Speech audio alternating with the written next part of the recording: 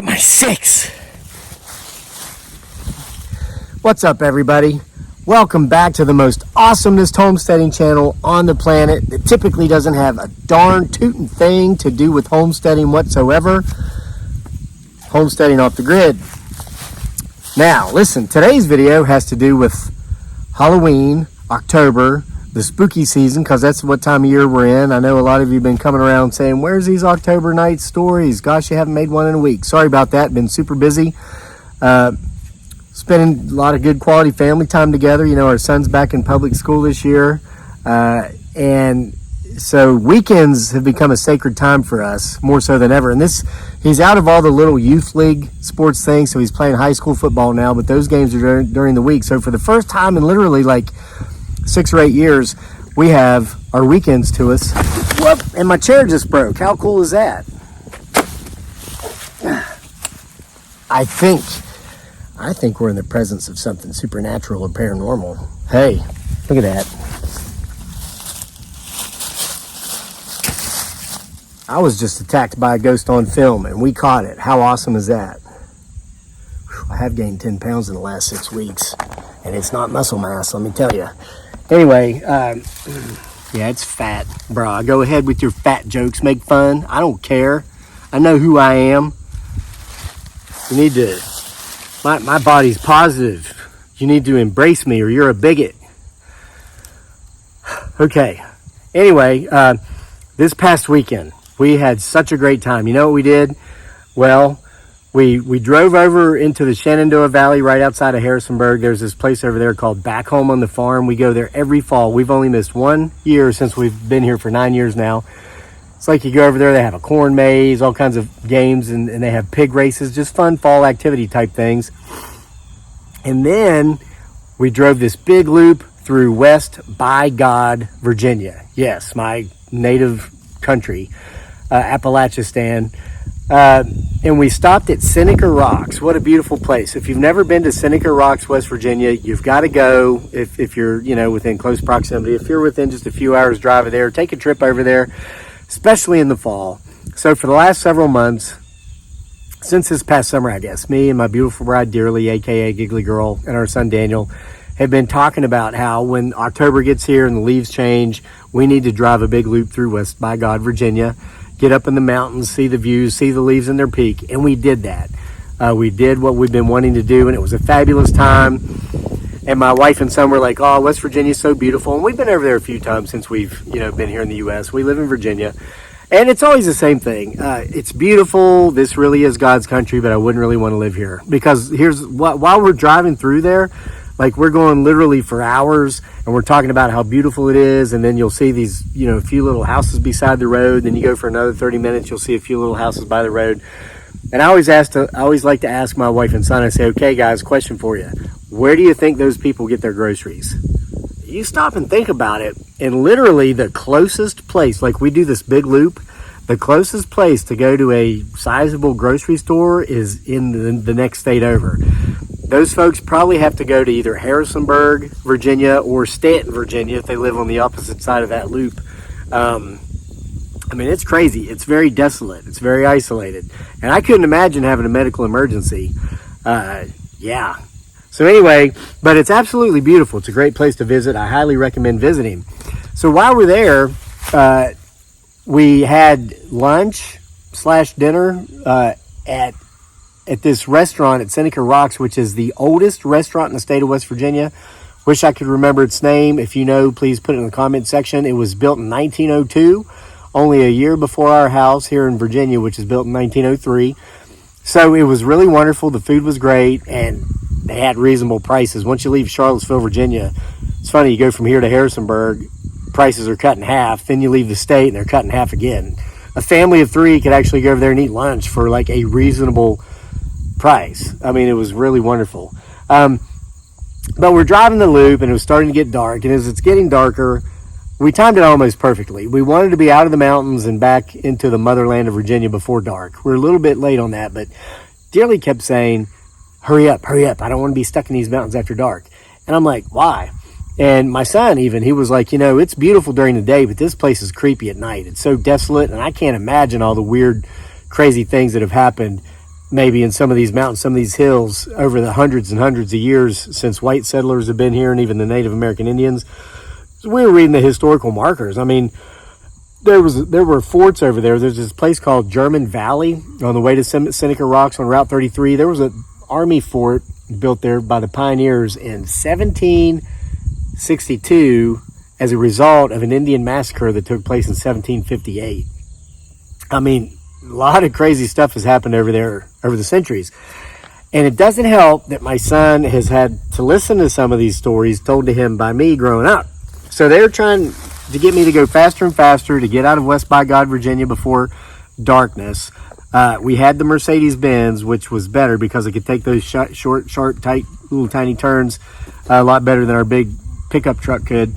But still, you can only go so fast with all those kiss your backside turns.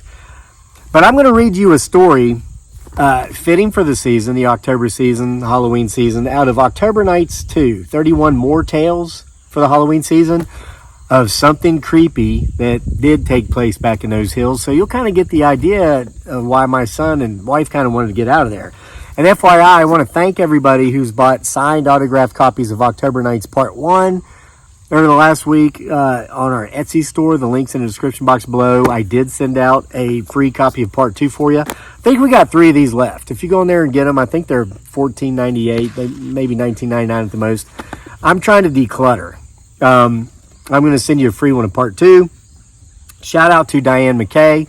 I guess I forgot to stuff this one in her package when I sent this one. She messaged me on Etsy. I sent it out today. You'll have it by the end of the week. Coming down there in the beautiful sunny state of Florida. Enjoy. Today's story actually comes from Part 2. It's a story called Berries of Our Elders. Now, as I read this story, imagine you're in the setting I just described of this past weekend where my family was. The beautiful, beautiful God's Country Mountains of West by God, Virginia. But it's getting ready to turn dark. Okay? And continue to look behind me because you never know who or what may or may not show up in the backdrop of these videos, chair or not. Hey, at least I worked out today, okay? I worked out, so I'm working on that thing, you know. But again, you better find me attractive after I've gained weight or you're a bigot.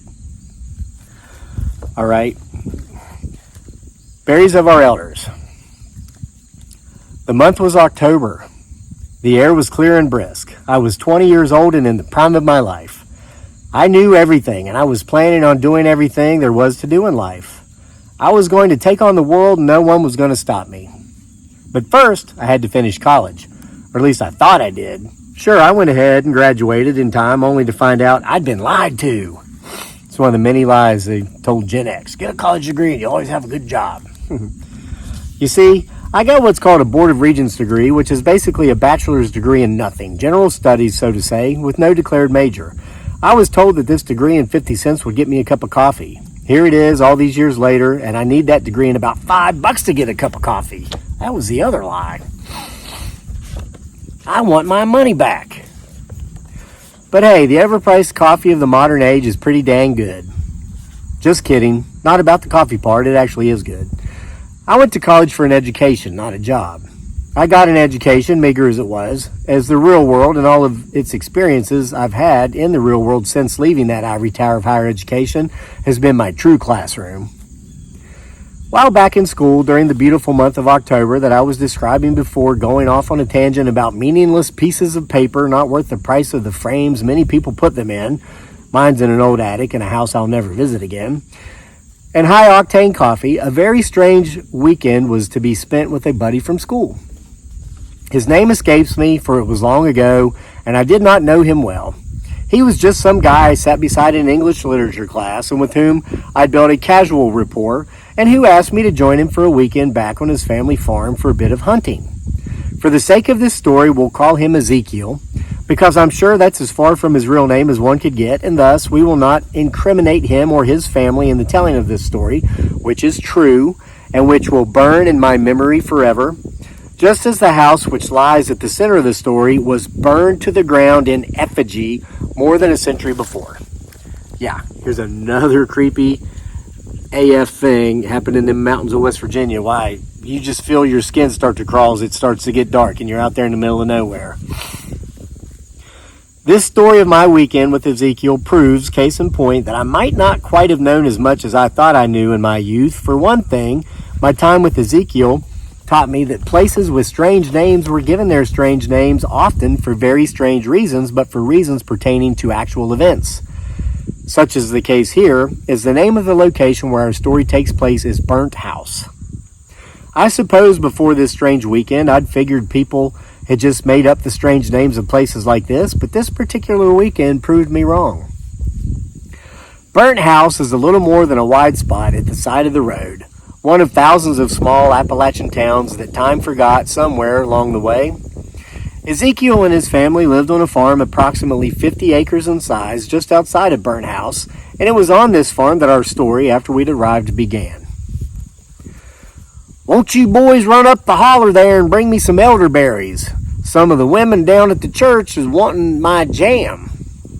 The speaker, an aged woman of roughly 80 years old, was Ezekiel's grandmother on his father's side. Her husband had died in the mines, coal mines, for those of you not familiar with life in Appalachia, and she'd lived with Ezekiel's family for as long as Ezekiel himself, and many years before that as well. "Sure, Grandma," Ezekiel said. "We was going to go driving around anyway to try to figure out where we's going to go hunting tomorrow." "Just as long as y'all don't go up Burnt House Run," Grandma said. "No, Grandma, don't go trying to scare our company." Now, Grandma, don't go trying to scare our company. Sorry, I got a bit nervous because I'm starting to hear footprints. What? Not footprints. Footsteps. You see footprints, but you hear footsteps.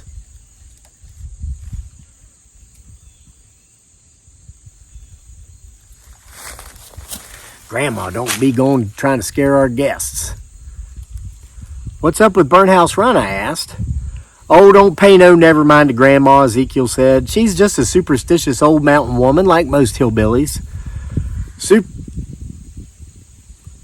"Superstitious my foot," Grandma said, not having liked this label. "You boys just stay out of that holler." "Sure thing, Grandma," Ezekiel said, and then he and I got in his Jeep Wrangler, cloth top off, took off down the driveway to cruise around the beautiful mountains of West by God, Virginia during the most beautiful time of year to do so.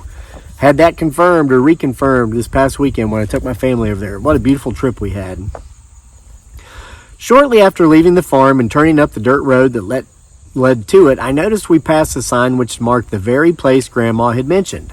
Burnt House Run, it read. "So what is up, really, with this Burnt House Run place?" I asked Ezekiel. "Absolutely nothing," he said. And then he immediately took a hard left, turning up Burnt House Run Road to prove it to me. "Grandma's just superstitious, like I said." "Why do they even call it Burnt House Run?" I asked. "Hell if I know," Ezekiel said, showing that he'd never been a student of local history. "All I know is there was a house up there that was burned to the ground by a group of guys or something. You can still see the stone foundation and the stone fireplace. Look," he said, slowing down and pulling off to the side of the road and pointing into the forest. "You can see it right there if you look hard enough."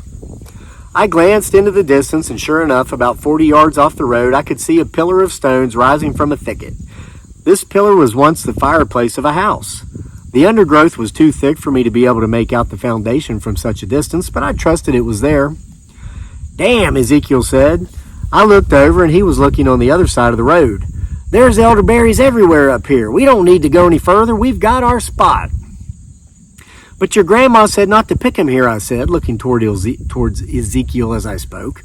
"Oh, hogwash," he said, and he began opening his door. I looked back toward the pillar, and standing just inside the brush and brambles that surrounded it, I saw two men.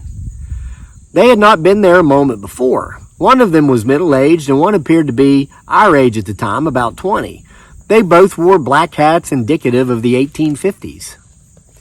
"Looks like someone beat us to the berries," I said, looking over at Ezekiel just before he slammed his door. "Who?" he said, after he'd shut the door and while looking toward the pillar himself now. I glanced back toward the pillar, and the two men I'd seen just before were now gone. "They were just there," I said, getting out of the Jeep with no hesitation. I began walking toward the pillar, my head on a swivel, looking in all directions for the two men I'd just seen. The brush was so thick There was no way that they could have gotten anywhere quickly, and certainly not silently. However, they were nowhere in sight. "You're just seeing things," Ezekiel said, now making his way up beside me. "You just let Grandma get in your head." Ezekiel blew past me as if I were standing still and said, "Wow, check out all the elderberries in the house." I quickly caught up with Ezekiel, and I stepped over the stone foundation, which I could now see since we were right on top of it, and I saw that he had been right. There were more elderberries growing on the bushes that had actually grown up inside the old foundation than I'd ever seen in a single spot in my life. Instinctively, I reached out and plucked a few and tossed them in my mouth. "Yuck," I said, spitting them out. "What?" Ezekiel said, sounding and looking shocked. Everyone in Appalachistan loved elderberries, including me. "They're sour," I said, but it was more than that. It wasn't so much that they tasted sour as if they were not quite ripe, but because they were ripe as they could get before spoiling, it was more like they tasted rotten, but not so much like rotten berries, more like rotten meat. It was as if I'd picked a spoiled slice of honey ham from a bush and stuck it in my mouth. Ezekiel took a handful of berries he'd already picked and placed in his cut-off milk gallon jug and tossed them into his mouth. "Yuck," he said, just as I had, and he spit them out. "This doesn't make any sense," he said. "They're as ripe as they can be, but they taste like spoiled buttholes." Okay, so he used different wording than me, but you get it. "Oh, crap," I said, as suddenly I felt a sharp, searing pain on my right hand, on the fat part between my thumb and my forefinger. I smacked this part of my hand with my left hand suddenly, out of a natural reaction, and in so doing crushed what appeared to be a typical deer fly. I'd been bitten by deer flies many times before in my life, and since then as well, but never had I felt such pain from their bites. It felt more like I had been stung by a yellow jacket, which, as anyone has experienced knows, is far more painful. "Damn it," Ezekiel claimed, and I looked over just as he smacked a deer fly that had bitten him on the back of his neck. "Let's get the hell out of here." Ezekiel and I dropped our milk jugs and ran back to the Jeep. By the time I got into the front passenger seat of the Jeep and shut the door, the part of my hand where I'd been bitten had swollen up to the size of a golf ball. "What in the hell kind of flies were those?" I asked. "Hell if I know," Ezekiel said, "but we need to get the hell out of here." I looked over toward where the house had been as he backed the Jeep out into the road and then put it in drive and stomped on the gas, and for a brief instant I could see those two guys, the middle-aged man and the man who appeared to be about 20, standing there again as if they'd never left. How could we have missed them? We must have been standing right beside them when we were picking the berries. I looked over at Ezekiel to tell him what I'd seen, and I saw that he was holding his neck, and the spot where he'd been bitten was already swollen up to the size of a baseball. I didn't tell him how bad his neck looked out of fear he might panic and wreck, but I had every reason to believe he already knew anyway. He was rubbing it with his hand that wasn't on the steering wheel. I chose not to mention the men either because I felt that getting home and having these bites properly taken care of took precedence over a couple of guys who obviously were hidden from us for one reason or another. We raced back to the family farm in no time, and we were greeted with a "What the hell happened to y'all?" from Ezekiel's father, who was sitting on the porch with Ezekiel's grandmother. "We got bit," Ezekiel said, making his way onto the porch as I was doing myself after having gotten out of the Jeep. "By what?" his father asked, looking down at my swollen hand. "A rattlesnake?" "Damn deer flies," Ezekiel said, sitting down on the porch swing, his hand still on his neck. It appeared as if he was beginning to have a hard time breathing. "Them flies up there's damn, that's for sure," Ezekiel's grandmother said, rising and making her way to the front door and then into the house. "I told you boys to stay away from that place," and with that she let the screen door slam shut behind her. Obviously she knew exactly where we'd gone because obviously she knew a lot more about Burnt House Run than she'd told us. "How did she know?" I asked Ezekiel. "She always knows," Ezekiel's father said, and just then the old woman came back onto the porch and she had two things in her hands. In one hand, she held a bowl filled with a sizzling poultice that I would soon learn was made of baking soda and vinegar, and in the other hand, she held a Bible. "Hold still, boy, while I take care of this," Grandma said to Ezekiel. He removed his hand from his neck, and the old woman put a paste of the poultice on his neck, and then, before he or I knew what happened, she smacked him upside the neck, right where it was swelling, and she said, "In the blessed name of Jesus, sah!" And Ezekiel damn near fell off the porch swing. He reached back to grab his neck, and miraculously the swelling had gone down by half. Within the next little no time at all, it would be gone entirely, though the area where it had been bitten remained red for a while longer. "Give me your hand," the old woman said to me. It was my turn for the poultice in the blessed name of Jesus, sah, to be smacked across my hand by way of the leather-bound book. Within minutes, my hand, though still red, was back to its normal size, and the pain was gone. After giving us one really good shellacking of her tongue for disobeying her, Ezekiel's grandmother told us why we should have never ventured to the actual burned house, or the actual burned house remains a burnt house. The place, she told us, is haunted, if not possessed, and it was all because of what happened there nearly a century and a half before. So this would have been early 1800s. According to the old woman, the small community had gotten its start as a timbering town. At first, there were no women and children in the community. It was made up entirely of men who worked as lumberjacks. The business owner had put up enough money for very simple dwellings to be built at the base camp. They were extremely small shanty-type dwellings, mostly suitable for only one person, but a couple of the houses, built before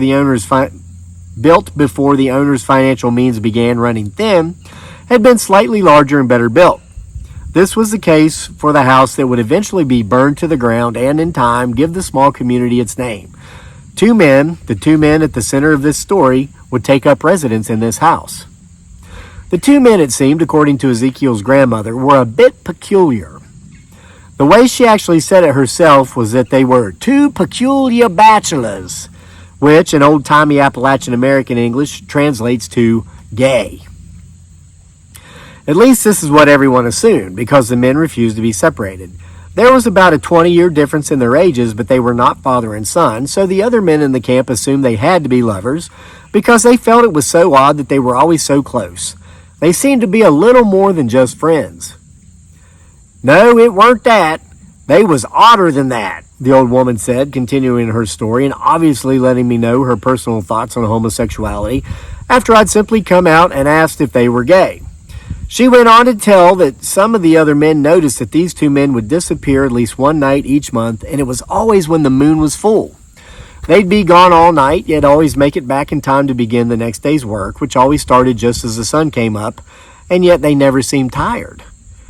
After witnessing this odd behavior for a couple of months in a row, a couple of the other lumberjacks decided to follow them one night, and it just so happened to be the night of the full moon. But not just any full moon, it was the full moon of Halloween night. The two men made their way to the top of the mountain, and there they came to what appeared to be some type of altar. The men who'd followed them secretly watched as the two men in question undressed and did not do what lovers without clothes do, but danced naked on the altar in the light of the full moon on Halloween night. They chanted incantations, they praised the devil, and toward the end of it all, they sacrificed a pig that everyone had been wondering about, as it had gone missing from the cook's quarters only the day before. The two men who had followed the satanic lumberjacks to the top of the mountain and who had witnessed their dark deeds sneaked back off the mountain before the two men they'd followed had finished their shenanigans. When they got back to the camp, they told the camp boss what they'd witnessed. "We'll be having none of that around here," the camp boss said, and he grabbed his rifle and went outside with the other two men to await the return of the satanic lumberjacks. When the satanic lumberjacks made their way back into camp, they were blasted with bullets as soon as they got to their cabin, just before they were to go inside. The shots woke up the rest of the lumberjacks, and they all came out to see what the ruckus was all about. The two men who'd followed the satanic lumberjacks to the top of the mountain shared the story of what they'd seen with the rest of the camp. It was decided by all that justice had been served, for they were all in agreement with exactly what the camp boss had proclaimed. "We'll be having none of that around here." Just as it became light enough to see, the men standing around noticed something very gruesome. A horde of what appeared to be deer flies had made their way to and were entirely smothering the pools of blood which ran from the two dead bodies. One of the men bent over for a closer look, and as he did, one of the deer flies came up and bit him on the cheek. His face instantly swelled to the point of one of his eyes swelling shut. "Them ain't deer flies," the camp boss yelled. "Them's demons. Quick, boys, throw these two devil-worshipping sons of bitches in the house and burn it all the way to the ground. We ain't going to have none of this demon shit round here neither. The men did as they were told. They threw the bodies into the house and lit it ablaze. And as the flames burned and the horde of flies came rushing out of the house, and any man who was in their direct path was set upon and bitten profusely, these things did happen. Knowing not what else to do, the camp boss, who'd killed the two peculiar bachelors, rushed into his cabin and came back wielding his King James version of the Holy Bible, smacking the bejesus out of any man who'd been bitten in Jesus' most precious name. And it worked. None of the men died from the bites, and soon after these events, the logging operation was completed, and everyone went on their way, off to find the next tract of timber that needed cutting. Other folks would eventually move into the area, and someone with a lot of creativity would come up with the moniker Burnt House because of the remains of the shanty where these events had taken place. And they actually spell it B-U-R-N-T, not B-U-R-N-E-D. Well, why didn't you tell us all this before, Grandma? Ezekiel said when the old woman was finished talking. We wouldn't have gone up there. Oh, yes, you would have, she said. You can lead a horse to water, but you can't make it drink, she said. And you can send a boy off to college like we have you, but you still can't make him think. But if I'd have known, Ezekiel began, but Grandma cut him off by saying, oh, fiddlesticks, if you'd have known. If you'd have known, hogwash. Sometimes you got to just let people fall on their asses and get hurt before they'll accept they're doing something dangerous they ought not be doing. We did not go hunting anywhere that weekend after all. We used an upcoming test on Monday, which we didn't have, as an excuse to leave early the next morning to go back to school. And I have never been to Burnt House, West by God, Virginia again, nor do I have any plans of going back ever. The end. So folks, I hope you enjoyed that story, a very true story out of October Nights Part 2.